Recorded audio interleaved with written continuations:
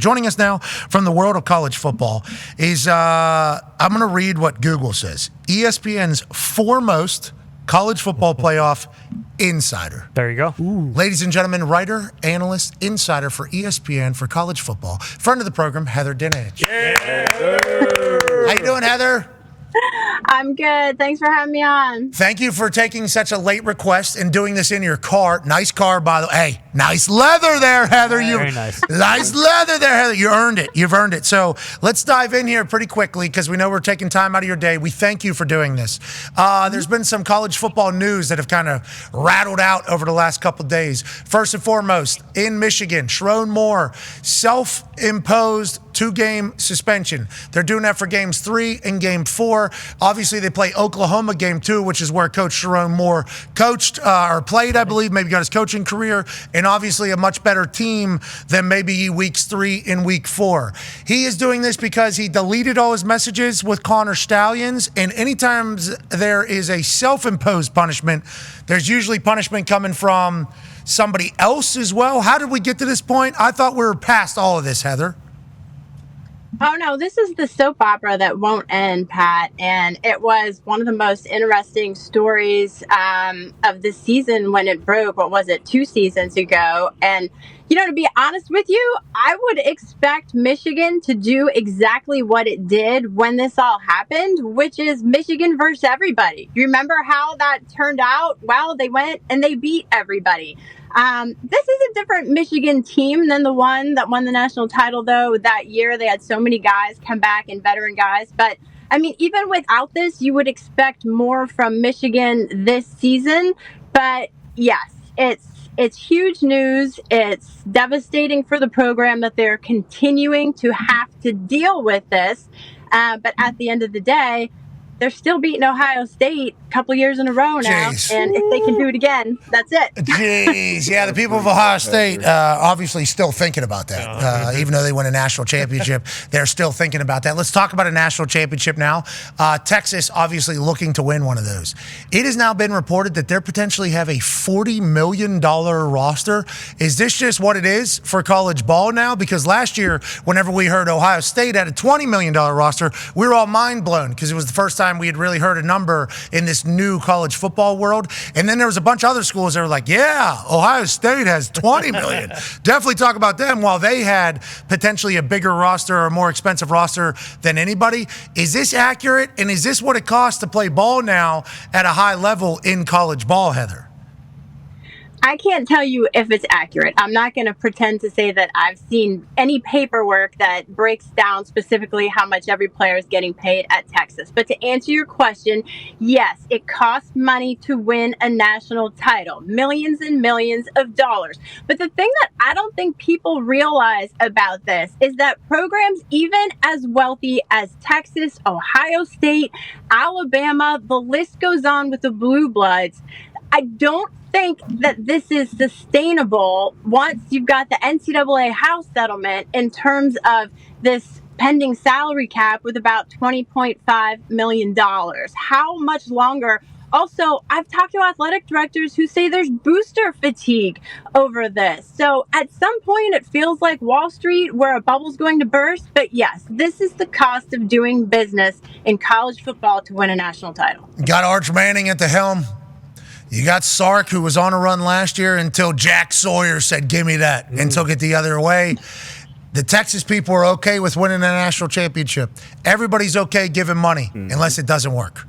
If it doesn't work, then you're going to get a little gun shy. And to your point about booster fatigue, every coach is telling every booster that if they give this money for this particular player, what do you get in return? You get a parking spot, you get a chance to maybe come to the game, and we're going to win. Well, what happens if you don't win? Well, that rich person is probably going to decide to spend their money on other things like cars with sweet, impeccable tan leather like Heather Dinich has. That money could go a lot of different places, so you got to win whenever you got it. Hopefully Sark is able to do that. Let's talk about the college football playoff where everybody's trying to get to. AP Tone has a question for you, Heather. Yeah, Heather, in the first year of the 12-team playoff last year, the highest-ranked conference championships got the buys. Conference champions, got the buys. There was talk of potentially just the highest 4 ranked teams getting buys moving forward.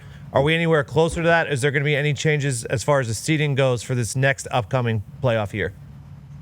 They're still trying to figure that out. What's amazing is that all of my sources have told me that within the room, everyone agrees that the seating should change. Okay. And it has to be unanimous in order to change it for this fall.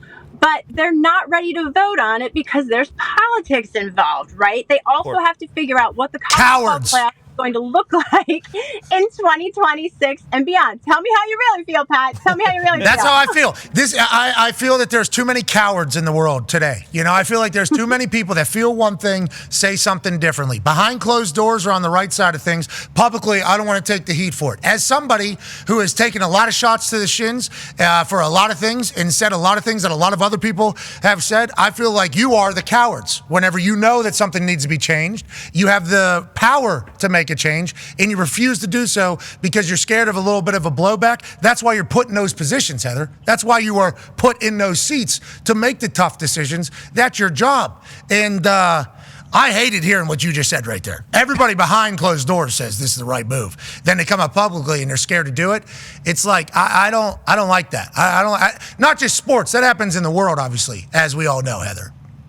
Well, it does, but and they might still do it. They have another meeting coming up in June, so they're going to continue to talk about it. The question is, do they tie it in to 2026 and beyond? I think that when you talk about the next iteration of the playoff, if I had to guess, I would say it's probably going to go to 14 teams. Does it have automatic qualifiers? All the nitty-gritty things are what they're trying to figure out. But the reality is, even in 2026 and beyond with 14 teams, you still have to seed the teams. So I'm having a hard time understanding why you can't change it for this fall and keep it that way. And to be clear, so your audience knows what it would be to change it, it would be the top 4 teams in the ranking get the top 4 seeds. Doesn't mean you have to be a conference champion. So that means if you have Alabama and Georgia at 1 and 2, they get the 1 and 2 seeds. And conference championship still means something. You can still get in the tournament. You just don't get, a bye and then a home playoff game. I think they had to year one. It was good. Yeah. I think you talk about fatigue. I think there was maybe some fatigue on when the games were, how deep the games went. I think people viewing habits were getting used to the college football playoff and how it went. But there was pretty lopsided first round, then lopsided second round. I think the seeding would help all of that. And I think we're all on the right side of it. So don't be cowards in there. Okay? You have a chance to make this better for all of us. Now, speaking about getting better for all of us, I think we see some glaring weaknesses in ball as a whole. Connor has a question for you. Yeah, Heather, during the playoff, it got pretty loud about the transfer window being open and players having to decide if they wanted to continue playing with, their team that was in the playoff or go to a different school. And then we know there's also a, April window that is open. Is there talks about possibly just one transfer portal window to avoid all these things, especially when it comes to kids looking for more money multiple times within a 4-month period? Yes, there's talk about that. And the ideal situation from coaches that I've talked to is one transfer portal and athletic directors. I talked to Ohio State athletic director Ross Bjork about this actually just a couple of weeks ago. And he said the ideal window, 10-day window, he thought would probably be in May. He said maybe you do another one later for spring sports, but May would be good for the fall sports. And he said that going back to the college football playoff, the thing that needs to be changed the most and reevaluated right now is the college football calendar, and making one 10-day transfer portal window is at the top of a lot of people's lists. I think that would make everybody's life easier, including the players. Just scattering from school to school to school after a semester, that's not good for anybody. So hopefully they're able to get the job done. The coaches would rather the April one, obviously, instead of the December one. And then in basketball, I think they would rather a different time for theirs as well. That's a college sports problem that they're having at the time. We assume it'll get fixed. Once again, don't be cowards. Don't be cowards. Don't be cowards. You're in those positions to make decisions. Not everybody's going to love every move, but for the betterment of the game, for the betterment of the athletes, for the betterment of the sport, you're going to have to make a tough decision sometime. Coward. Now, speaking of tough decisions, there was one that was made by a defensive coordinator. D-Butt has the last question for you here. Yeah, we got the opportunity to watch firsthand kind of boots on the ground Ohio State dominate the playoffs and go on a run to be the national champions. And the big reason was Jim Knowles. I saw you posted earlier. You got a chance to talk to him about his move to Penn State. What kind of win is that?